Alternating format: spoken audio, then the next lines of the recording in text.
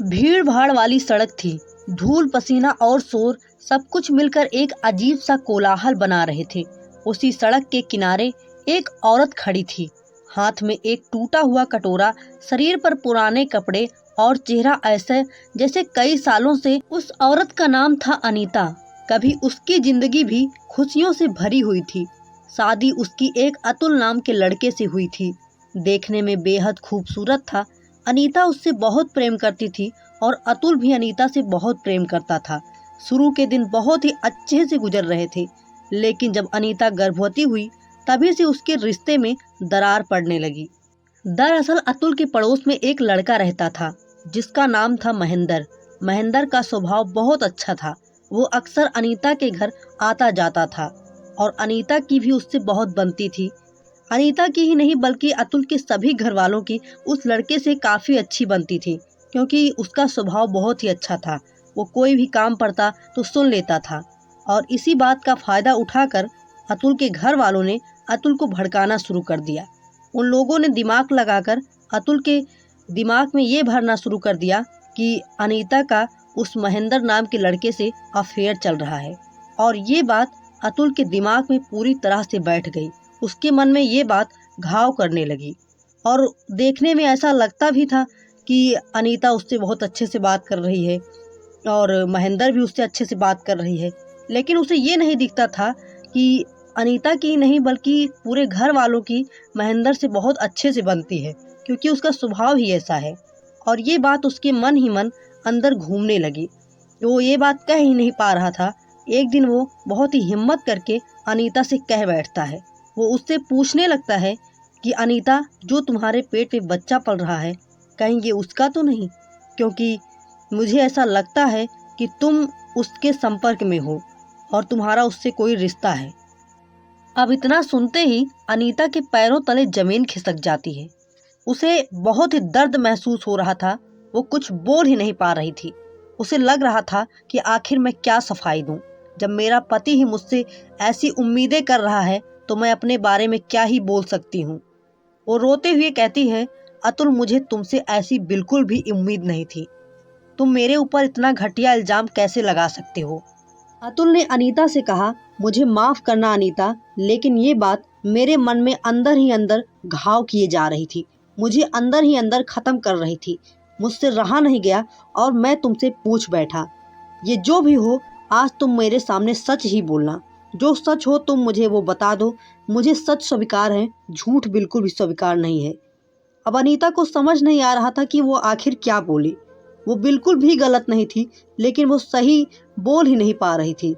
अनीता रोते हुए बोलती है कि मुझे समझ नहीं आ रहा अतुल कि तुम्हारे मन में इतना गंदा ख्याल आखिर आया कैसे मेरे विषय में।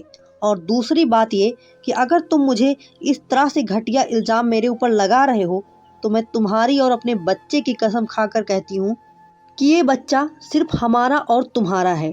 तुम्हारे मन में ये जो गलत फहमी पल रही है इसे तुम तुरंत निकाल दो अतुल। ये पूरी तरह से झूठ है और मुझे पता नहीं क्यों लग रहा है कि ये तुम्हारे मन की गलत फहमी नहीं है, बल्कि ये घर वालों ने तुम्हारे मन में ये गलत फहमी फैलाई हुई है।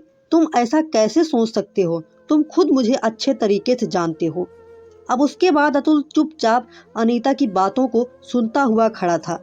वो अनीता की बातों को सुन तो रहा था, लेकिन पता नहीं क्यों वो संतुष्ट नहीं हो पा रहा था।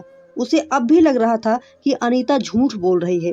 अनीता जितना समझाती उतना ही अतुल का शक बढ़ता जा रहा था। अब इसी बीच रिश्तेदारों ने भी आग में घी डालना शुरू कर दिया। उन्होंने अतुल का कान भरना शुरू कर दिया कि अनीता झूठ बोल रही है। 9 महीने बाद आखिरकार उस बच्चे का जन्म होता है, लेकिन बच्चा बहुत ज़्यादा कमज़ोर था और दुर्भाग्यवश उस बच्चे की मौत हो जाती है। यह पल दोनों के लिए बहुत दर्दनाक था। दोनों बहुत ज़्यादा दुखी थे और इसी बीच अतुल की माँ ने अतुल का कान भरना शुरू कर दिया कि उस बच्चे की मौत नहीं हुई है, बल्कि उसे अनीता ने मार दिया होगा, क्योंकि उसके मन में ये था कि अगर ये बच्चा बड़ा होगा तो कहीं अतुल इसे अपने बेटे का दर्जा न दे पाए और उसे ये लगे कि ये बच्चा महेंद्र का है, इसीलिए अनीता ने उसे मार दिया होगा। अब अतुल अपनी माँ की बातों को सुनकर और ज़्यादा परेशान हो जाता है। वो 2-3 दिन तक अपसेट रहता है। उसे समझ नहीं आता कि आखिर सच्चाई क्या है। वो इन सब बातों से परेशान होकर सीधे कोर्ट पहुंच जाता है और वहां पर एक केस फाइल करवा देता है। उसमें लिखवाता है कि मेरी पत्नी एक हत्यारन है, उसने अपने ही बच्चे की हत्या कर दी है और मैं उसके साथ बिल्कुल भी नहीं रहना चाहता, मैं उसको तलाक देना चाहता हूँ। ये बात जब अनीता को पता चली तो वो फूट फूट कर रोने लगी और अतुल के सामने हाथ जोड़कर गिड़गिड़ाने लगी कि अतुल, तुम एक बार फिर से सोच लो, मैं बिल्कुल भी गलत नहीं हूँ। तुम इस बात के लिए एक ना एक दिन जरूर पछताओगे। मैंने तुम्हें कभी भी धोखा नहीं दिया है, तुम मेरे हमेशा सब कुछ थे, पर शक ने हमारे रिश्ते को अब बर्बाद कर दिया है। कोर्ट ने फैसला किया और दोनों का तलाक हो गया। तलाक के बाद अनीता पूरी तरह से अकेली पड़ गई। उसके माँ बाप पहले ही मर चुके थे, रिश्तेदारों ने भी मुंह फेर लिया। वो अपनी रोजी रोटी चलाने के लिए नौकरियां ढूंढने लगी, लेकिन बिना सहारे के वो कहीं भी नहीं टिक पाई और धीरे धीरे उसने अपना सब कुछ खो दिया और हालत ऐसी हो गई कि वो सड़क पर भीख मांगने लगी। एक दिन अनीता सड़क पर भीख मांग रही थी, तभी एक कार आकर रुकी और उसका दरवाजा खुला और बाहर उतरा अतुल। अब देखते ही उसकी आंखें ठहर गई। उसके सामने वही औरत खड़ी थी जिसे उसने कभी शादी की थी और उसे अपनी पत्नी का दर्जा दिया था और बाद में धोखा समझकर उसे छोड़ दिया था। आज पूरे 10 साल के बाद दोनों एक दूसरे के सामने खड़े थे। अतुल उसे हैरानी भरी नज़र से देखने लगता है।